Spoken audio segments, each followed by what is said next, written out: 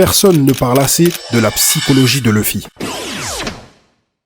Le plus terrifiant chez Luffy, ce n'est pas sa puissance, c'est le fait qu'il soit capable de comprendre la douleur des autres sans même qu'il n'ait besoin de parler. Il ne réfléchit pas comme les autres, il ne voit pas le monde comme les autres, et surtout, il ressent les gens d'une manière instinctive. Luffy comprend chippette aux stratégies, à la politique et aux longs discours, mais il comprend immédiatement qui est seul, qui souffre, qui ment, qui a abandonné ses rêves et qui mérite d'être sauvé. Et c'est clairement pour ça qu'il crée des liens aussi forts partout où il passe. Il ne juge presque jamais les gens sur leur passé, leur apparence ou leur statut. Que tu sois un roi, un monstre, un criminel ou bien un esclave, si ton cœur est sincère, alors il t'acceptera. Mais derrière son grand sourire, il y a une énorme peur. La peur de perdre ceux qu'il aime. Et Marineford a clairement détruit une partie de lui. À cette période-là, Luffy découvre qu'il n'est pas assez fort pour protéger quelqu'un. Il se sent impuissant. Et je rajouterais même vide et perdu. Et c'est ça qui rend le personnage aussi humain. Parce que malgré sa folie, sa joie et son rire, Luffy porte énormément de douleur en lui. Sauf qu'au lieu de laisser cette douleur le détruire, il continue d'avancer. Et toujours avec le sourire. Donc au lieu de voir un personnage débile et vide de sens, voyez un personnage qui a peur de revivre ce qu'il a vécu à Marineford.